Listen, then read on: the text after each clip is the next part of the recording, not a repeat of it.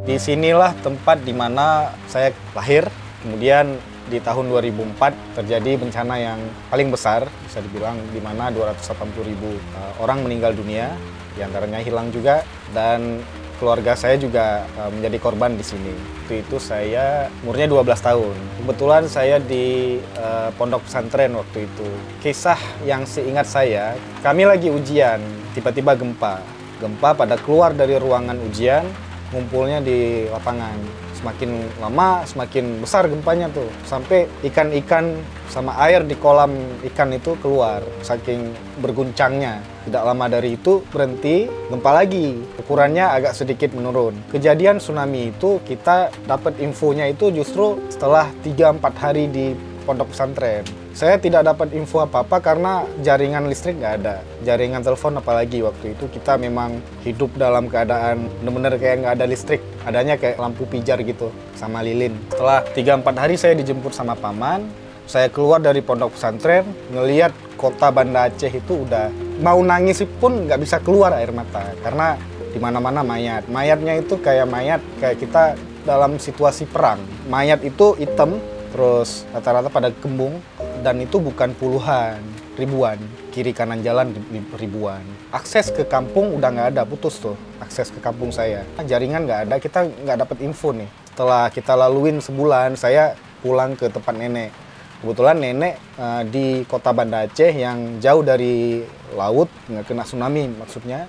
Jadi ngumpul di situ keluarga-keluarga yang selamat. Sebulan kita ngumpul di situ baru adik datang. Waktu itu saya ingat itu adik datang, ketok pintu dengan paman yang dari Jakarta, basah-basahan gitu kan. Langsung ngomong gini, adik, ibu ayah udah nggak ada, adik-adik kecil juga nggak ada.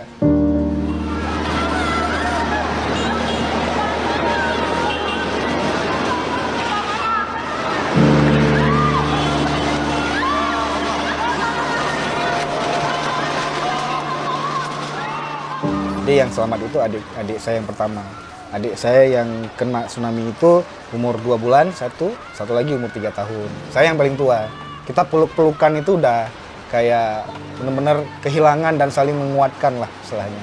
Adik pun udah capek nangis, udah nggak keluar lagi air matanya. Waktu itu saya yang nangis. Adik yang cerita gimana kejadian tsunami di sini, di kampung ini. Jadi waktu itu memang persis kejadiannya di pesantren.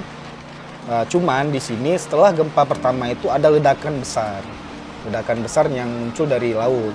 Ledakan besar. Ayah kebetulan juga selain PNS beliau nelayan.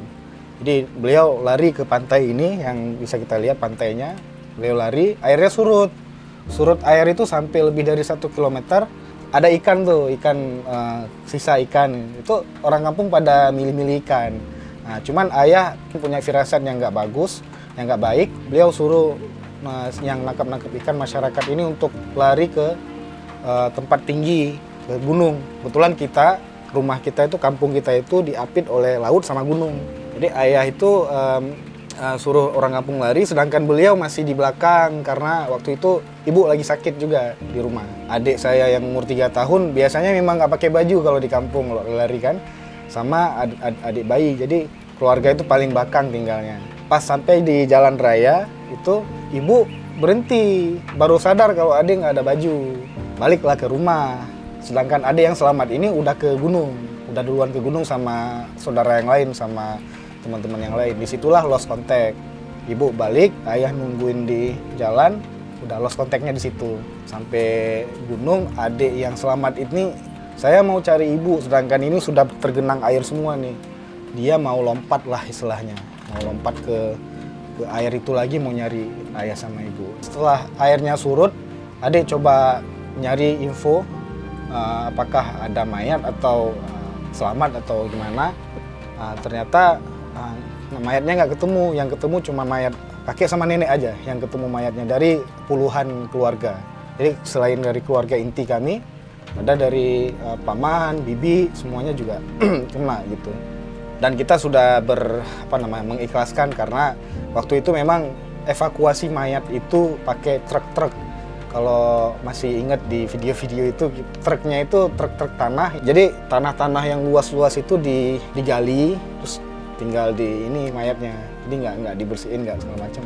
Secara tenaga manusia itu udah nggak bisa. Jadi itulah pengalaman tsunami. Saya nggak merasakan langsung, yang sempat digulung air istri saya malah, tapi di kecamatan yang berbeda. Sempat digulung air, sempat nyangkut di rumah orang, disitulah selamat. Kurang lebih sama sih, saya juga di pesantren waktu itu ya, tapi saya info lebih cepat karena orang-orang itu datang langsung ke pesantren. Jadi maka di tempat kami itu dibuat tenda untuk pengungsian warga-warga yang mengungsi. Jadi dulu tuh ketika tsunami sangat banyak camp-camp pengungsi di berbagai tempat. Nah, salah satunya tuh di pondok kita. Jadi sebenarnya udah berfirasat sih, karena kan orang-orang sekitar yang datang dari Banda Aceh ke tempat pondok kita itu udah ngasih tahu ini kalau wilayahnya Loknga, Lepung, Lohong itu udah kena tsunami rata. Jadi udah berfirasat lah kalau keluarga udah kena tsunami gitu. Bahkan sepupu saya juga, orang tua, abang, hampir semua keluarga setelah kayak 3 minggu atau 4 minggu kita masih stay di pondok, di pesantren itu di stop dulu proses ngajar-mengajar, kita bantu orang-orang pengungsi ke sana. Ya kalau bersedih juga bersedih karena kita menunggu keluarga, menunggu saudara juga datang. Mungkin keluarga juga masih belasungkawa juga dengan nasib masing-masing. Jadi saya membantu teman-teman, membantu orang-orang sekitarnya yang mengungsi di sana. Akhirnya ya 3 minggu kemudian datang keluarga, ya kasih tahu juga infonya. Tapi saya udah mengikhlaskan karena info-info dari warga sekitarnya kalau Long udah rata dengan semuanya. Bahkan sampai sekarang nggak bisa diakses. Ternyata lama nggak bisa diakses itu, hampir setahun ya. Setahun. Tapi kalau dulu itu bisa naik kapal dari Banda Aceh ke Long itu naik kapal aja selama 6 bulan itu naik kapal. Saya sempat pulang sekali, bukan jalan raya, tapi naik kapal boat ikan. Disitulah kita lihat. Itu setelah 3 bulan atau 4 bulan itu. Tapi kita ngambil hikmahnya aja sebenarnya tsunami itu. Saya juga sama lah kisahnya, keluarga juga sama, mungkin senasib ya, pesantren waktu itu juga kena tsunami, kampungnya juga sama di sini. Nama saya Roja Saputra, panggilannya Roja, asli dari Aceh Besar, Kecamatan Long. Nama saya Mulia Mardi, asal dari Aceh Besar juga, dari satu kecamatan di sini, Kecamatan Long, di ujungnya Aceh Besar, perbatasan dengan Aceh Jaya. Saya di kampung sebelahnya dari Kampung Jantang dan saya Blangme. Kisahnya juga sama, saya juga dari seorang korban tsunami juga di tahun 2004. Ketika itu masih umur kayak 15 tahun atau 14 tahun. Alhamdulillah masih berdiri kuat, berdiri kokoh di sini, di pinggir laut dengan Bang Roja juga di sini.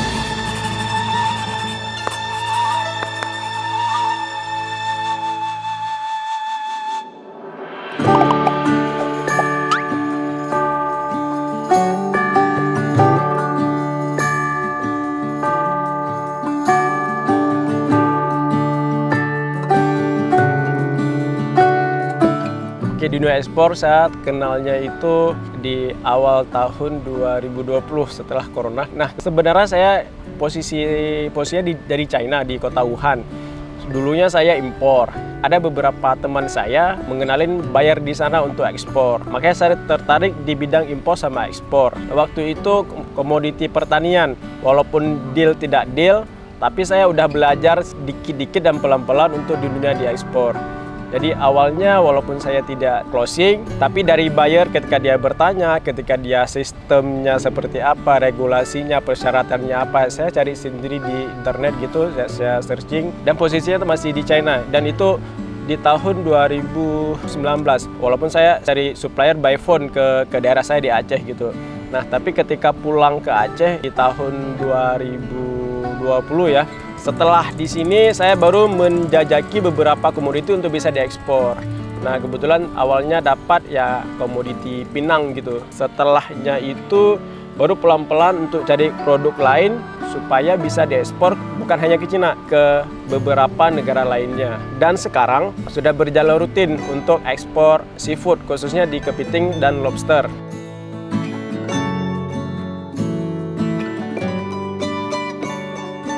Kalau saya mungkin agak lebih lama lagi, di tahun 2013. Kebetulan saya ngambil jurusan international business. Tapi ya yang namanya kuliah kan nggak ada prakteknya, semuanya teori gitu kan. Nah tapi prakteknya itu saya turun ke lapangan gara-gara skripsi.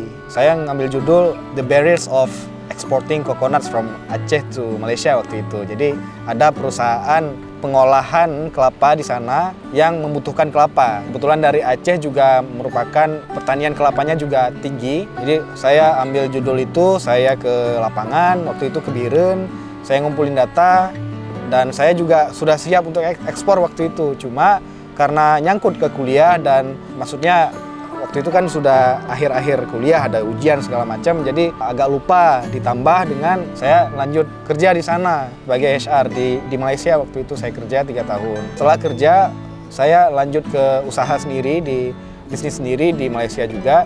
Cuma di tahun 2020 juga, sama dengan Bang Mulia Mardi, kita sama-sama ya bisnisnya down.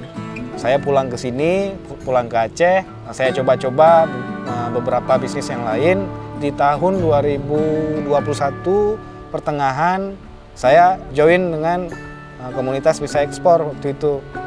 Saya dikenalin oleh salah satu teman untuk coba deh lihat ini videonya si Ko Julio segala macam. Dia punya komunitas namanya Komunitas Bisa Ekspor. Banyak ilmu di situ. Saya liatin videonya, terus saya disarankan untuk subscribe member di aplikasinya. Saya belajar, benar-benar saya belajar karena memang benar-benar practicable. Karena sewaktu kuliah saya sudah paham nih teori-teorinya. Cuman di-refresh lebih paham lagi ketika saya belajar dari Komunitas Bisa Ekspor.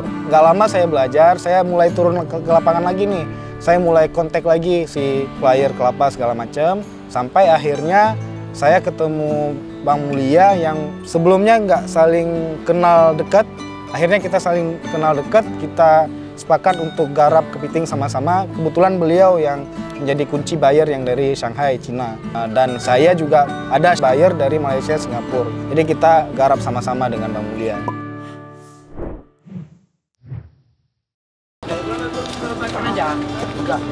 Tiga? Oh bisa semua. Ya. Kita sekarang sedang berada di terminal bus. Di sini sudah sampai 3 keranjang kepiting. Total dari kepiting yang ada hari ini 113 kilo. Kita berangkatkan kepitingnya ke keramba kita untuk refreshing. Terus nanti kita sortir. Setelah itu besoknya langsung kita packing untuk dikirim ke kargo.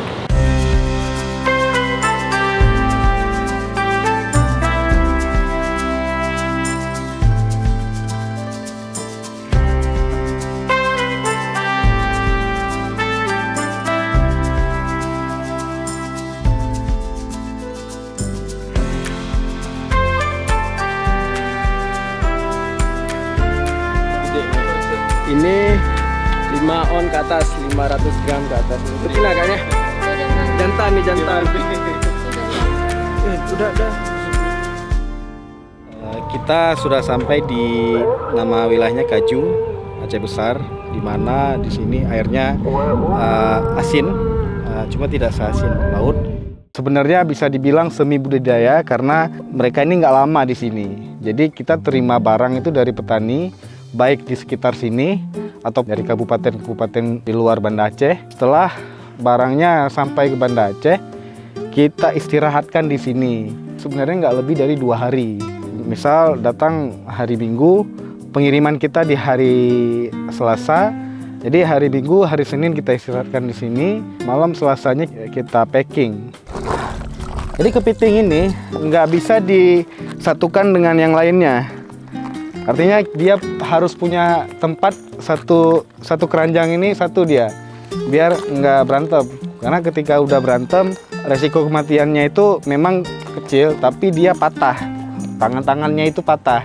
Ketika sudah patah, nilainya berkurang ketika kita ekspor ke luar gitu kan. Kalau petani-petani itu milih kepitingnya di atas jam 8 malam, tuh di hutan-hutan begitu. Ketika dia lagi istirahat gitu kan, nah ditangkepin.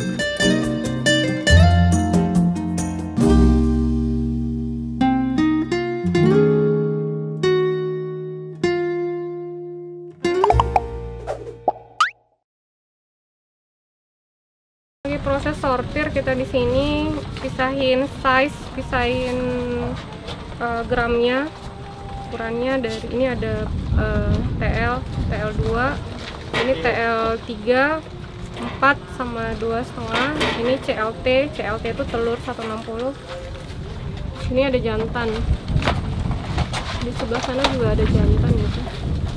Aceh ini kaya dengan kopi dan nilam sebenarnya. Kita punya kopi yang salah satu terbaik dan nilam terbaik dunia. Jadi kalau ditanya tentang eksportir, itu pemain yang sudah established lama itu ya kopi sama nilam. Nah yang lain itu sangat jarang. Terkhusus seafood itu sangat jarang. Nah kalau memang ada eksportir seafood itu kemungkinan memang sudah besar. Jadi kalau umur-umur seusia kita, muda-muda 30 ke bawah, bisa dihitung jari.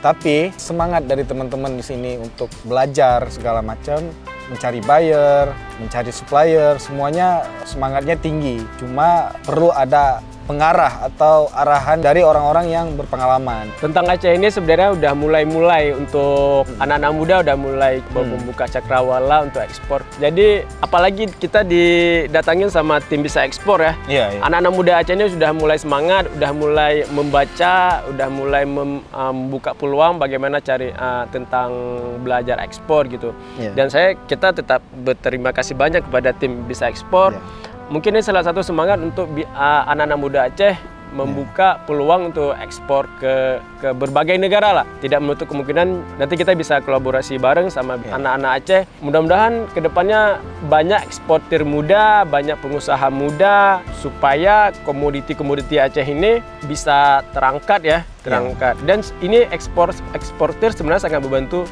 petani atau supplier yang di lokal sih. Kayak kita ini kan Aceh salah satu garis pantai terpanjang yang ada di Indonesia.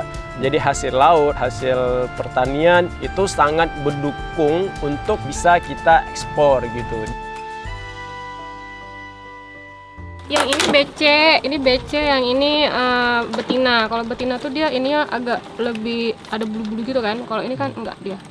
Itu dia. Kalau ini full, kalau ini agak sedikit lonjong gitu.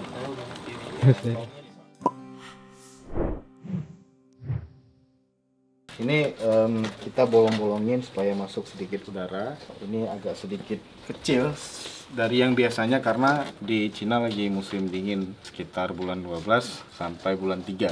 Jadi kemarin kita punya sedikit pelajaran ya. Lubangnya itu agak lebih gede 2 kali ini.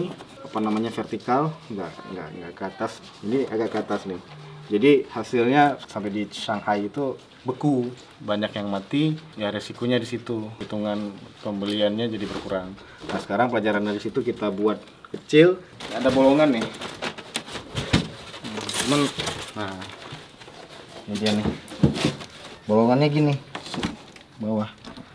Jadi udara tetap masuk, tapi enggak sampai beku. Kita meminimalisir pembekuan barang di dalamnya. Supplier itu kan sama kayak pedagang pada umumnya.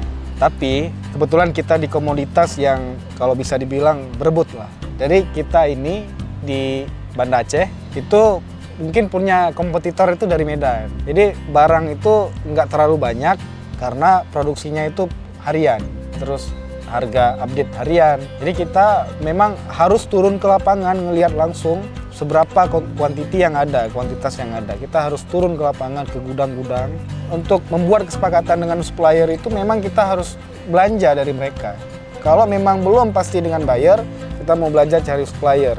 Nggak masalah, itu mereka juga, orang-orang gudang juga sangat welcome dengan kedatangan kita. Mau belajar, ngomong aja kita mau belajar, saya mau belajar nih jenis-jenis kepiting yang ada, harganya, segala macam. Di situ kalau kita belum ada buyer, sebisa mungkin kita harus belanja lah. sekilo atau 2 kilo buat makan sendiri dulu. Tujuan kita apa? Tujuan kita adalah kontak si supplier. Sekali kita udah ngedeal sama buyer, kita udah nggak sulit lagi untuk mendapatkan barangnya. Sebenarnya kita yang pertama itu kamu harus menguasai produk apapun itu. Kalau di kita kan kepiting, seafood, kita harus tahu jenis-jenisnya, size-nya, harganya juga yang pasti, kualitasnya. Ko Julio juga menekankan itu karena itu sangat penting. Ketika orang tanya produk apa, jenis apa, kita harus paham. Nah, setelah paham dengan produk, coba kita turun langsung ke lapangan. Kalau bisa langsung ke petaninya, bagaimana dia cara menangkapnya, bagaimana cara dia prosesnya. Di situ kita bakal tahu sedikit bagaimana teknik di lapangan. Agak sedikit sulit kalau kita tidak memahami itu. Kalau kita tidak paham dengan harga pasaran, harga update setiap hari, itu mereka langsung tembak top gitu. Harga 200 mau beli atau tidak. Nah, harga pasaran tetap kita tambah sedikit lah untuk membantu dia. Tipsnya salah satu seperti itu, kan kita tujuannya untuk membantu petani supaya kedepannya barang-barang dia juga ke kita. Kita pemain ya pemula untuk mencari supplier. Kalau kita harga sama dengan orang lain, mungkin mereka bakal lari ke supplier yang lama, yang sudah jelas itunya, yang sudah kenal lama, yang sudah kerjasamanya udah beberapa tahun lah. Jadi kita orang baru harus mengikuti permainan dari orang-orang petani. Tapi kuncinya itu harus menguasai produk yang akan kita jalani.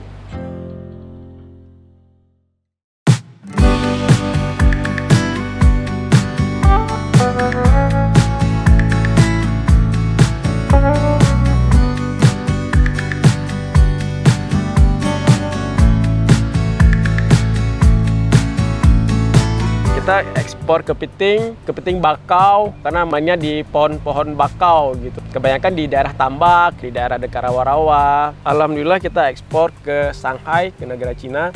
Tidak menutup kemungkinan untuk bisa ekspor ke negara lain. Ke negara lain, Singapura, Australia, Jepang, nambah berbagai macam lah. Asalkan nanti pesawatnya yang bisa connecting direct dari Jakarta.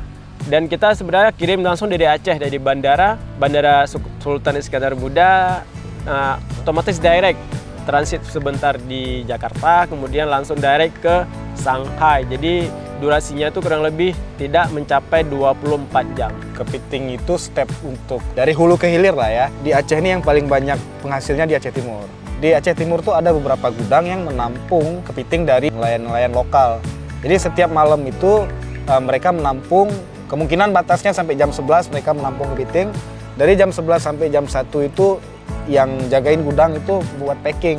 Disitulah kita sebagai eksportir itu pendekatannya ke gudang-gudang sebenarnya. Pertama belanja dulu sih. Belanja dulu seberapa yang ada, kita lihat spek-speknya. Jadi spek dari kepiting ini sebenarnya 200 gram ke atas untuk ekspor ya. Kalau dihitung per kilonya itu minimal 5 kepiting per 1 kilonya. Di bawah dari 200 gram itu nggak layak ekspor, belum layak ekspor. Nah, itu regulasi dari pemerintah begitu. Kita punya gudang sendiri. Kebetulan di gudang juga ada keramba. Di situ kita kalau memang harus diistirahatkan di keramba, diistirahatkan. Karena kita bergantung kepada jadwal si pesawat. Kalau jadwal si pesawatnya 2 hari lagi, kita kerambakan dulu. Kalau jadwal pesawat besok, kita nggak perlu kerambakan, kita langsung sortir. Besoknya pagi-pagi sebelum kita antar ke bandara, kita packing. Di proses packing itu ada international standard lah istilahnya, styrofoamnya yang sesuai, terus pengaturan dari kepitingnya yang sesuai, terus ada sedikit lubang-lubang untuk udara masuk. Itu kita benar-benar sesuaikan supaya tingkat kematian atau tingkat lemahnya si kepiting sampai di Shanghai itu mengecil. Karena selama kita ekspor ini 2% itu ada yang mati. Cuman kita semakin kesini semakin kita belajar gimana caranya nih. Karena seperti sekarang ini di Cina sendiri itu masih musim dingin sampai bulan 3. Jadi kemarin itu kita nggak paham tentang seberapa besar lubang gitu kan. Jadi ketika musim biasa, musim panas lubangnya gede. Terus pas musim dingin lubangnya kita nggak tahu nih lubangnya masih gede, sampai di sana pada beku semua. Dia banyak yang lemah, banyak juga yang mati. Situ kita belajar, sekarang lubangnya kecil untuk musim dingin gitu.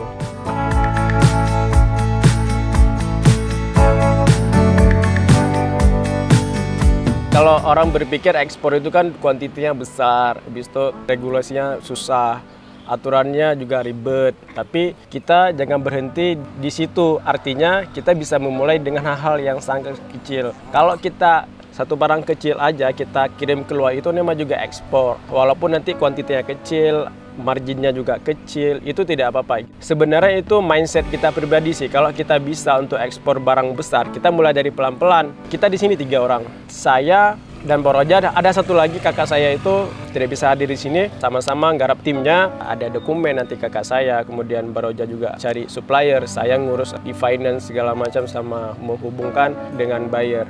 Itu kita juga nggak besar-besar banget ya, nggak besar-besar banget, tapi kita insya Allah solid dan barangnya itu continuity per minggu, mungkin kita targetnya 2 kali atau 3 kali lah. Walaupun kuantitinya tidak capai dengan 1 ton, itu tidak, tapi kita kejar continuity-nya. Bisa jadi nanti 5 box, 10 box, tapi kita tidak muluk-muluk untuk mengejar sekali pengiriman itu 1 ton. Nah, kita mulai semampu kita aja dulu. Mungkin yang untuk pertama itu agak sulit sih. Karena siapapun di sini sebenarnya pasti akan bisa ekspor gitu. Tidak mesti orang-orang kaya, tidak mesti orang kampung, tidak mesti orang kota, semuanya bisa ekspor. Jangan menganggap dia pernah keluar maka dia gampang dapatkan buyer, itu salah. Ada beberapa eksportir lainnya dia tidak pernah keluar, bahkan mungkin tidak pernah naik pesawat untuk ke Jakarta atau ke daerah lain, dia bisa dapatkan buyer gitu. Sekarang kan teknologinya udah canggih gitu. Jadi teman-teman yang ingin belajar ekspor itu untuk teorinya sudah banyak, mungkin praktisinya sesuai dengan keinginan masing-masing dan jangan berhenti. Apabila memang tidak deal proyeknya, tidak deal harganya, susah di dokumennya, jangan berhenti di satu masalah lah istilahnya. Hari ini juga kita baru selesai ekspor kepiting ya. Dari Aceh langsung ke Shanghai, itu kita melalui Bandara Sultan Iskandar Muda, itu langsung direct otomatis ke Shanghai Pudong Airport. Sekarang kita lagi proses di karantina.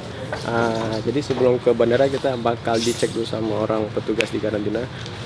Bakal dicek tidak boleh melebihi 200 gram untuk ekspor keluar. Mudah-mudahan kita bakal bisa lolos lah untuk ekspor. Jadi ini selesai sini langsung kita nanti ke bandara.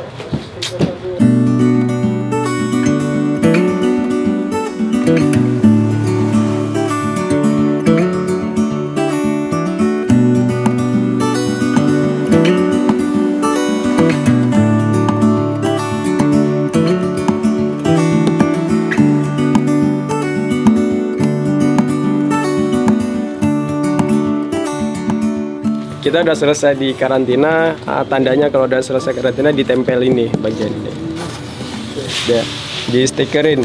Jadi ini setelah ini kita berangkat ke kargo di bandara. Setelah itu kita stuffing langsung ke Shanghai. Ini dibawa ke Shanghai juga nih. Siap, salam dari Aceh.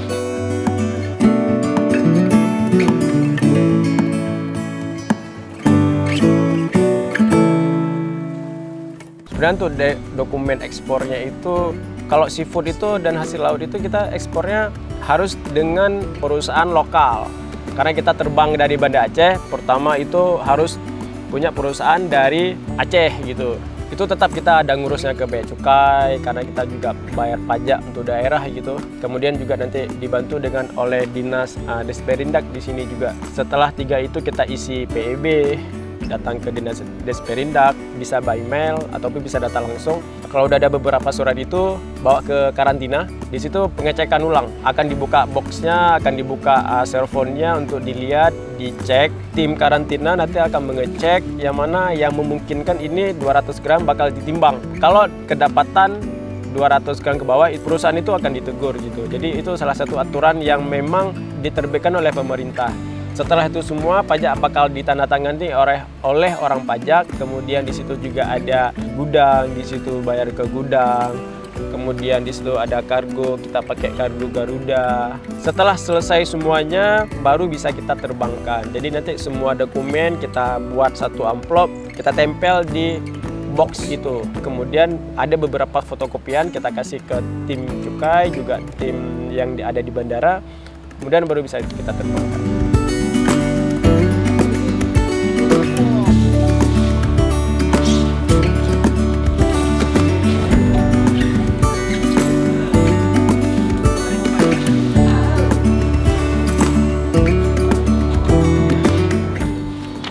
Ini tandanya live trap, jadi live animal. Kita kan kirim ke kepiting hidup, jadi ini memang tandanya di kepiting hidup, live animal.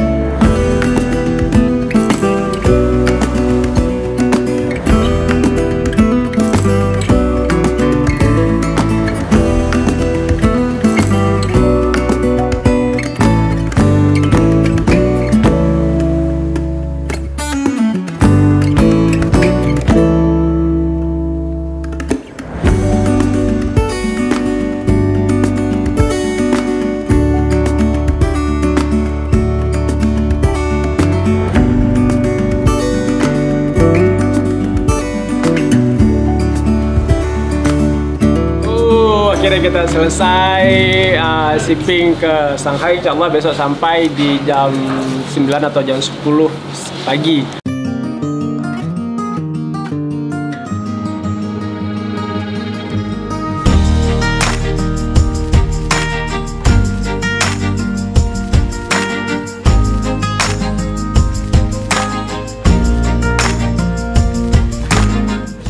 Butuh berapa aja? Jadi permintaannya sebenarnya sangat unlimited. Unlimited lah. Kalau dari si buyernya, udah seberapa kamu mampu, sebanyak apapun kamu ada, makin banyak makin bagus. Makin bagus. Nah, keterbatasan kita di situ sih sebenarnya. Karena kita masih muda juga, baru ngebangun, baru jalani ya, kita semampu kita lah. Semampu kita. Keroyokan lah. 3 ini keroyokan. Iya. Jadi kalau untuk ditanya omset masih kecil banget kalau ya, untuk ekspor, tapi kita masih belajar terus. Ya, kalau ada teman-teman yang mau kasih supply barang ke kita, nanti setelah payment dari sana kita bakal bayar juga nggak apa-apa. Kalau mau kasih invest ke kita juga nggak apa-apa di sini. Ya kita yang penting semangat dulu deh, semangat dulu untuk membesar bisnis lah. Jadi per sekali kirim 150, 200 kilo, 150, 200 kilo, paling tinggi nanti ada 400, setengah ton ada pernah. Setengah ton pernah. Karena target kita itu sebulan bisa 2 ton ya. Pokoknya target kita selama itu ada penerbangan dari Aceh ke Shanghai. Itu juga. Itu kita harus supply barangnya. Karena ini kan barang hidup. Jadi apalagi supply-nya kan bergantung kepada si petani nih. Petaninya rajin, barang banyak, kita kirim. Jadi kalau kepiting ini nggak kayak barang mati kita kumpulin, kayak misal mau ekspor pinang tadi kan, ngumpulin sampai sebulan, ini enggak. Kapan ada barang kirim, kapan ada barang kirim. Jadi selama kita beberapa bulan jalan itu seminggu kurang lebih 3-4 kali kita ngirim di antara 20 ke 25 ton lah. Ya, target untuk selanjutnya kita bisa ekspor per minggu ya. Per minggu itu 1 ton di 3 bulan ke depan. Mungkin bulan depan kita bisa ekspor insya Allah lah. 1 minggu itu 1 ton. Mungkin per sekali kirim, per sekali shipment itu 300 kilo atau 400 kilo. Ya.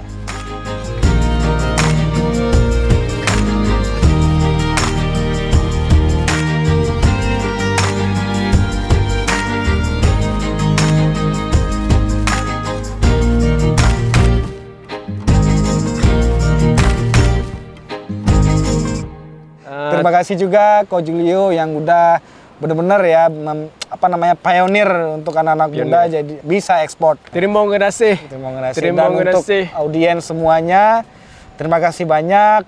Pantengin terus YouTube-nya Bisa Ekspor. Yang dari Aceh kita bisa diskusi langsung di sini. Insya Allah kita juga bakal cari kemana-mana di luar Aceh ya. Terima kasih lah untuk tim Bisa Ekspor, udah ke Aceh, udah bisa minum, udah bisa ngucapin teh dingin.